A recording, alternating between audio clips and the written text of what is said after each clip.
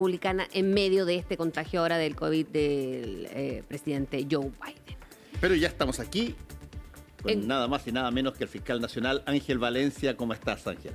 ¿Cómo Hola, está, fiscal? Hola, muy buenos días. Muchas gracias por la invitación. Gracias por estar acá con un fin de semana tremendamente violento, fiscal. Y para comenzar con eso, ¿cómo ve estos crímenes? Particularmente comencemos con el de Lampa, si usted lo ve como un crimen organizado o se trataría a simple vista con estas 5 personas fallecidas el domingo, o el martes fue, ¿no? El martes, porque fue fin de semana largo. ¿Cómo ve esos hechos? Mire, quizá en otro país habrían hablado de masacre por lo que pasó en Lampa, porque estamos solo contando las personas fallecidas, no estamos contando también las víctimas, o sea, las víctimas lesionadas. ¿Cuál es la causa?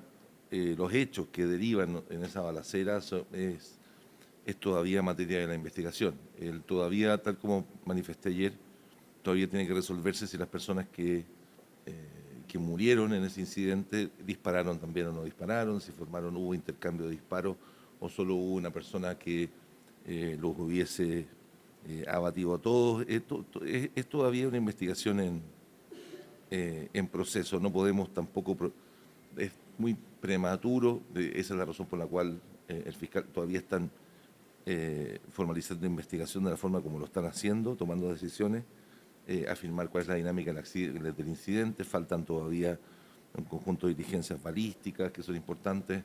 Yo no quisiera hacer un juicio o emitir una opinión que de alguna manera pudiera anticipar, insisto, una hipótesis o una conclusión que todavía es prematura, y me remito expresamente al trabajo que están haciendo los fiscales sobre el particular.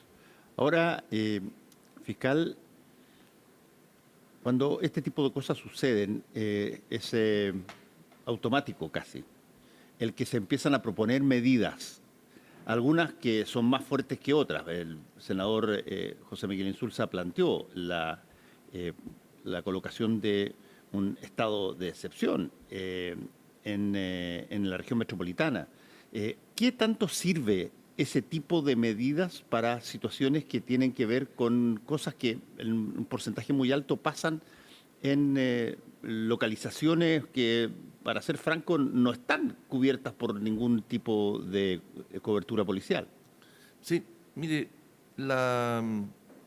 veníamos conversando anoche o hoy, alguien me preguntó si había tenido alguna sensación parecida en el último tiempo a lo que sentimos o nuestra experiencia el fin de semana. Y fíjese que creo que la vez que sentí algo parecido fue cuando se produjo el homicidio del Cabo Palma. Porque en esa oportunidad se habían endurecido las penas por homicidio en contra de quienes asesinaran carabineros. Se había autorizado que Carabineros comenzase a utilizar un armamento de otra naturaleza, de otro tipo. Había un acuerdo general en torno a la necesidad de proteger a los carabineros, reaccionar con más rapidez y más severidad.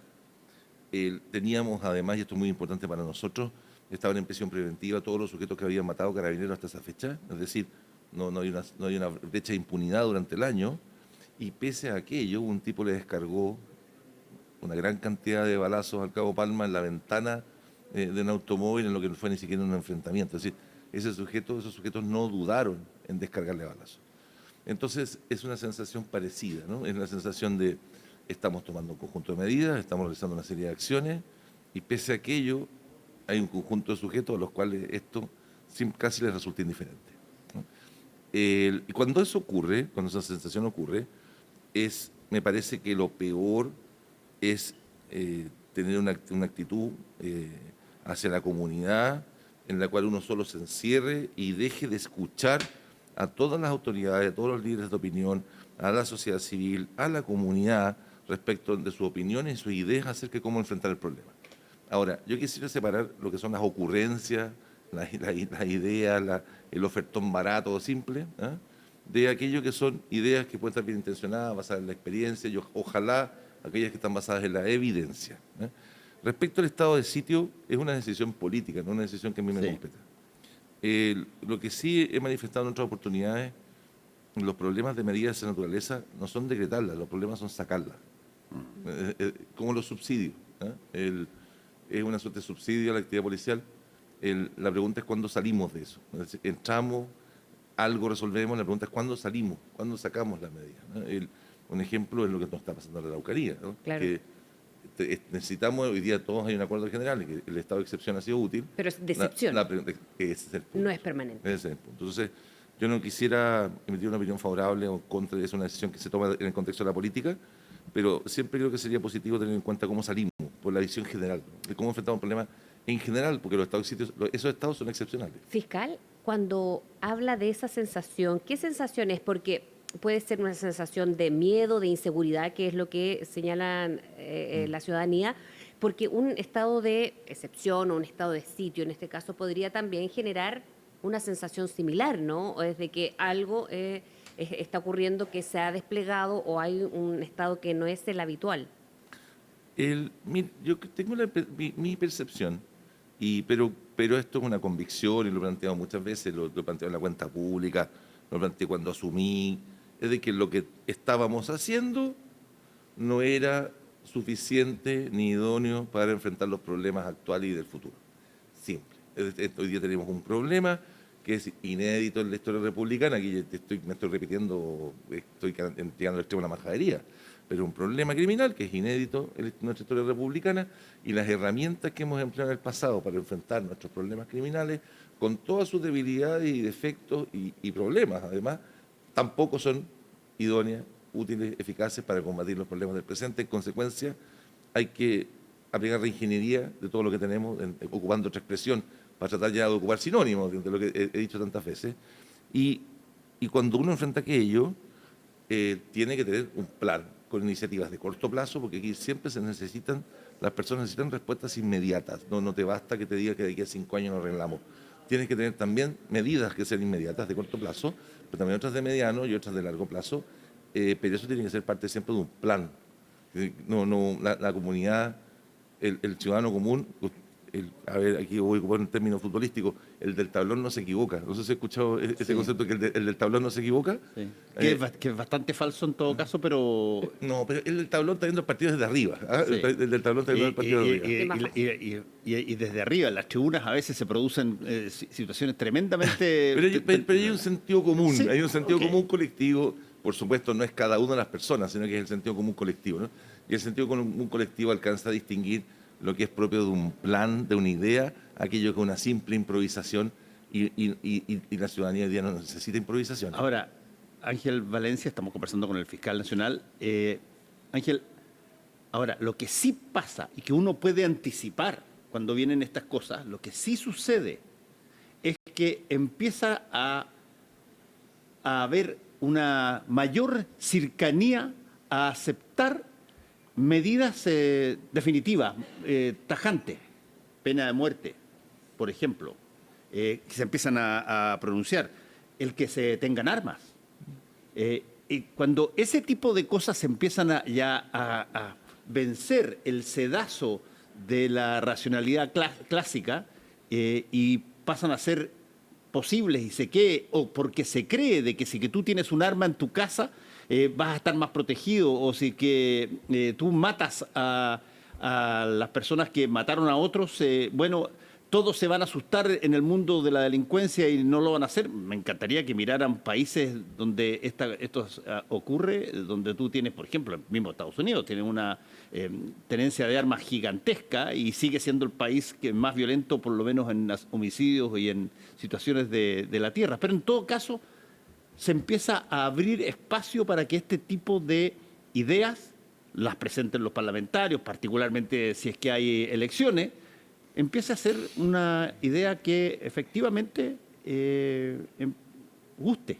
Sí, y en algún foro empresarial alguna vez empecé una exposición recordando a los romanos, ¿no? Y la experiencia de los romanos con Aníbal, ¿no? Del grito de Aníbal ad portas, ¿no? La amenaza de Aníbal que está cerca y que está a punto de colapsar la ciudad. De hacer colapsar la ciudad, y que los romanos estaban hablando de cualquier asunto, desconcentrándose en lo importante, que era que Aníbal estaba a las puertas. Y yo comparto con usted esa preocupación, pero puede ser una declaración de principio, A ver. y la he hecho muchas veces. La democracia es el camino, la democracia es la solución, la democracia no es el problema. Es todo lo contrario, la democracia es el camino y es la solución. Porque efectivamente son países democráticos aquellos que han resuelto mejor el problema del crimen organizado. No los caminos autoritarios. Los caminos autoritarios a veces se ven fáciles, pero son las soluciones simples. Yo me permito recordar la experiencia italiana, que la hemos citado muchas veces. Fíjese que los ataques más violentos de los crímenes organizados contra jueces y fiscales eran precisamente aquellos que eran más apegados a las garantías judiciales, que eran más estrictos en la aplicación de la ley, ¿no? Pero no solo de la ley penal, sino que también de la ley procesal, tanto en aquello que beneficiaba como perjudicaba a los sentenciados o a los imputados, simplemente porque eran los más peligrosos. Eran aquellos que eran los más peligrosos. Y la democracia no es el problema, la democracia es la solución. El problema es cuando uno comienza a pensar de manera restringida, no sale de la caja y tiene ideas equívocas acerca de qué es lo propiamente democrático, y es lo que hemos planteado a propósito de las cárceles. No hay... Hemos planteado a propósito del sistema carcelario. Hemos dicho que nuestro sistema carcelario es deficiente. No le están teniendo temor a la cárcel. La gente no tiene temor de ir a la cárcel. Se nos entregan voluntariamente. Siguen comunicándose, firman cartas, 14 tipos son capaces de ponerse de acuerdo y firmarnos una carta. Le hacemos una cárcel de máxima seguridad y la destruyen entera. O sea, no. ¿Cuál? Hay un diseño que nos está fallando y hay que ser capaces de salir de eso. Fíjese, mira, le voy a poner un ejemplo sencillo. San José, Costa Rica. En Costa Rica, la Corte Interamericana de Derechos Humanos, la convención, está la comisión, usted sabe, ¿no? Se dio cuenta de lo que pasó con este sujeto prófugo chileno por el crimen de Ojeda cuando entró a Costa Rica y entró por una infracción, lo tomaron detenido por una infracción migratoria, no porque hubiese cometido un delito en Costa Rica. Y lo tuvieron detenido hasta que llegó nuestra orden de detención. Y nos dijeron, no se preocupen, que iba a estar detenido entre 14 y 22 días por una infracción migratoria.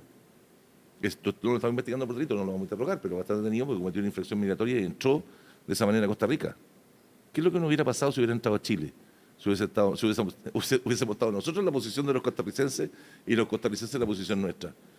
¿Fiscal? No lo habríamos podido privar de libertad. El sujeto habría tenido que entrar a Chile, pese a que entró irregularmente, y le habríamos tenido que hacer seguimiento hasta que las autoridades costarricenses llegaran con una orden, y si no le habíamos perdido la pista, como nos ocurrió con los tipos de los vilos, lo que sí les perdimos la pista, no lo habríamos podido detener. Cuando usted dice que se necesita una reingeniería, ¿va por prevención, por el sistema carcelario, que usted dice que tampoco a lo mejor es suficiente? ¿Cómo se entiende, por ejemplo, que uno de los formalizados, en el caso de Quilicura, haya estado en libertad cuando tiene un tremendo prontuario? Hay que analizar caso a caso qué es lo ocurrido. Pero eso no hay un mea culpa ahí de que... No puedo hacer un mea culpa sin... llevo 1 año y medio y además no he revisado la situación de cada uno de esos casos. Por supuesto, es una situación de interés que amerita que la revisemos, ¿eh? Amerita que la revisemos en cuidado, pero con detalle, pero no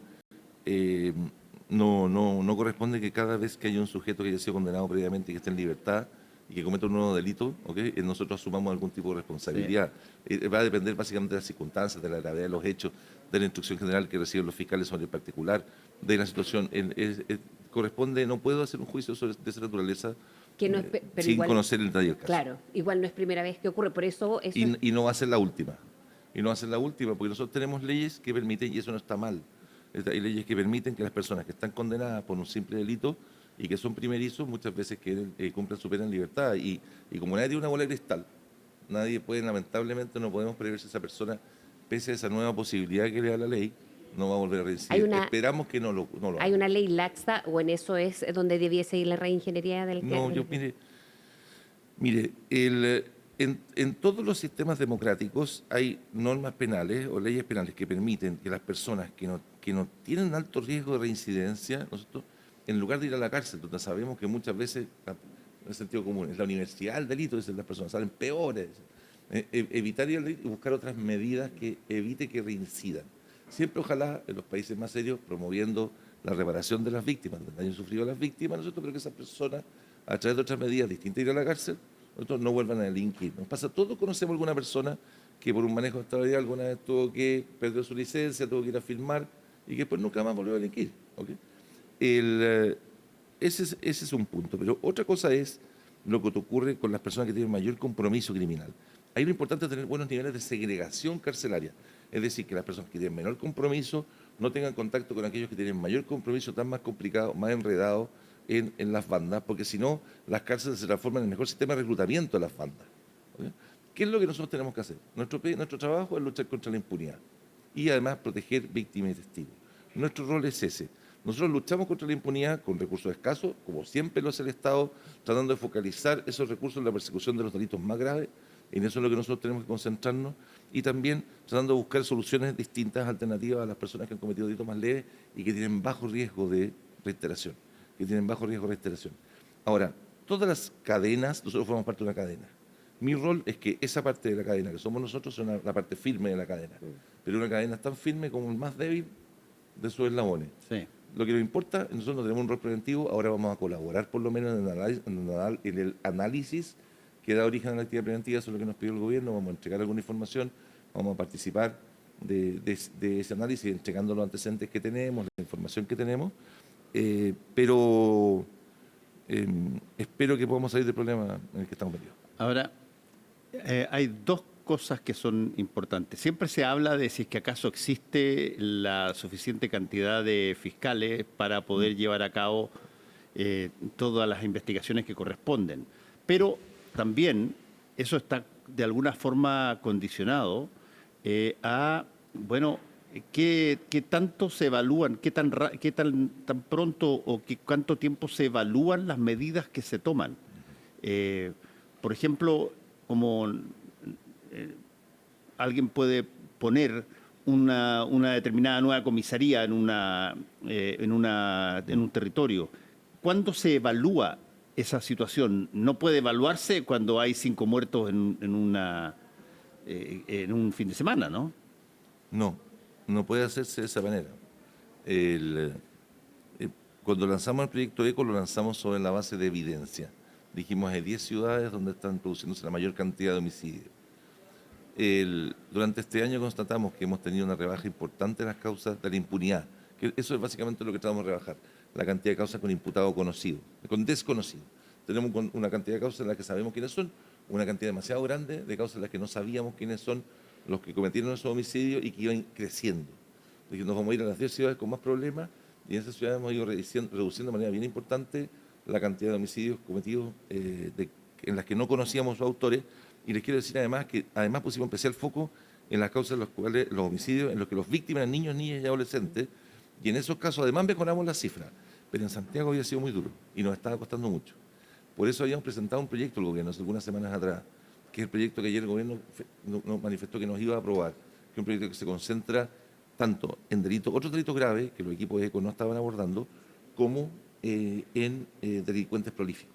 Ahora, cuando uno está tomando ciertas medidas sobre la base de evidencia, advierte algunos resultados positivos y vuelve a tener problemas, creo que no es el momento para echar atrás en lo que está avanzando, que crees que tiene ha tenido buenos resultados.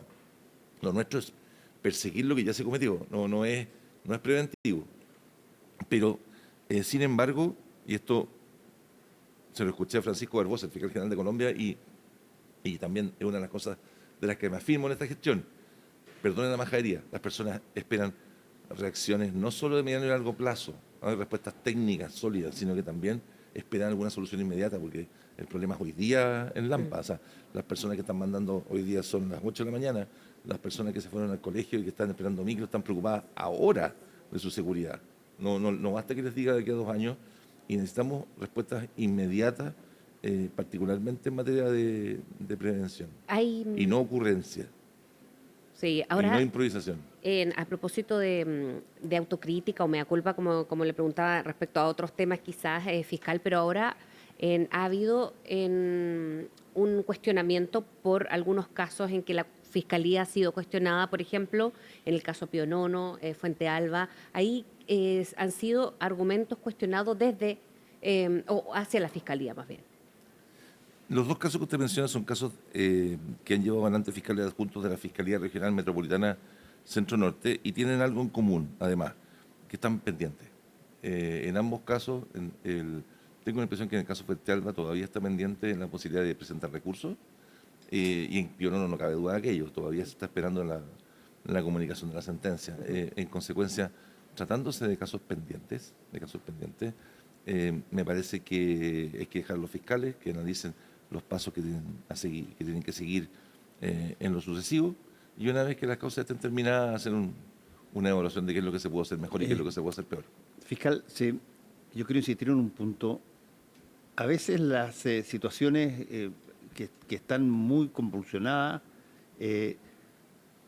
tienen en el horizonte inmediato o futuro situaciones que pueden llevar a algo peor.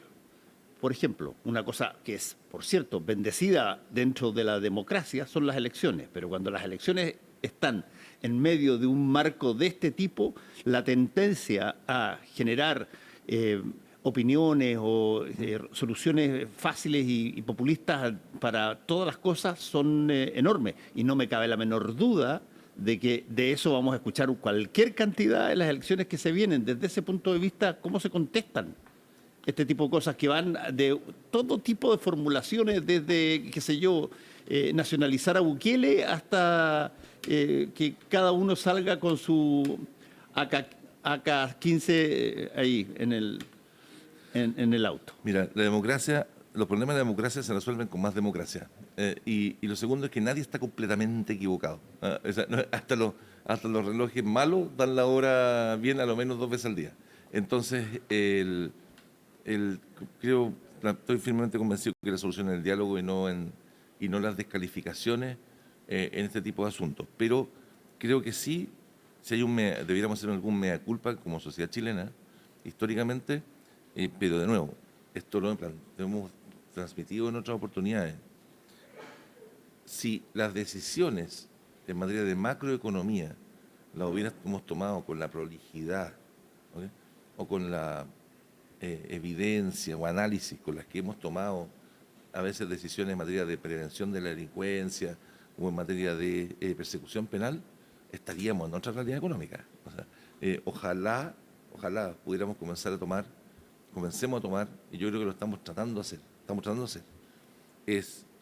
de hacerlo, de tomar en materia de persecución penal decisiones con la misma prolijidad, que en base a evidencia, me explico, en base a antecedentes confiables, serios, científicos, en base a buenas experiencias, buenas prácticas conocidas, con las que la hemos tomado históricamente, por ejemplo, en materia de macroeconomía.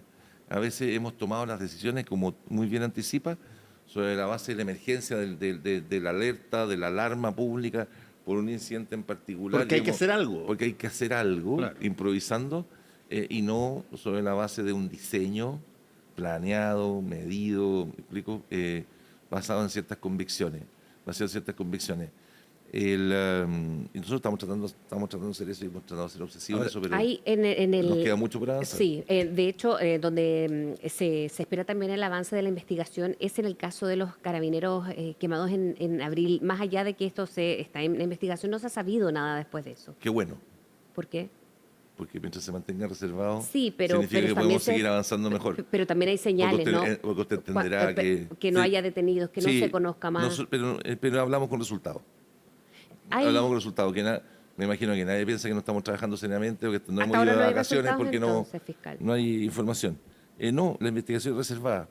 Y cuando sea conveniente para ella que informemos, lo vamos a hacer. ¿Por qué no se han entregado antecedentes investigativos de la carpeta del WhatsApp de Hermosilla, fiscal? Por la misma razón. ¿Por? Por la misma razón, porque para que las investigaciones avancen adecuadamente es preferible que se mantengan reservadas. Eso es una regla que no solo legal, sino que es una regla de conveniencia de las investigaciones. Cuando los fiscales estimen que es el momento de informar ciertas decisiones y eso es conveniente para la investigación, así lo van a hacer. La ministra Vivanco pidió no entregarlos. ¿Eso de qué manera influye en la investigación? De manera alguna. No tiene ninguna influencia. Porque lo que ocurre es que, es el señor Miguel, dos cosas. Hay un conflicto o un problema que tiene la Corte Suprema interno, que la señora Vivanco ha hecho algunas peticiones a la Comisión de Ética. Nosotros a eso no tenemos, no nos ha llegado ninguna petición formal. O sea, es un conflicto interno dentro de la Corte Suprema. Hubo una petición de la pareja de la señora Vivanco, que no fue de ella, fue de la pareja, a la Fiscalía, para que nosotros no entregáramos un conjunto de antecedentes que nos había pedido la Comisión de Ética a través del presidente de la Corte Suprema. Antes de responder en la Corte Suprema, le respondimos a la pareja de la señora Vivanco que sencillamente que era una petición que no tenía que dirigir hacia nosotros, ¿no? Bueno, No. entonces... Eso antes de resolver lo que íbamos a hacer respecto a la Corte Suprema, le respondimos que no. Le quiero preguntar... Dijimos, ocurras ante quien corresponda, que esa es la forma legal para decir, Sí. no es ante nosotros. Estamos conversando con el fiscal nacional Ángel Valencia. Ángel, le quiero preguntar, a ver, ¿vamos a ver resultados, cree usted, en un montón de algunos de estos casos que hemos estado hablando? ¿Van a haber noticias que eventualmente generen, no sé, una mayor dosis de optimismo respecto del futuro de seguridad nacional? Y espero que así sea.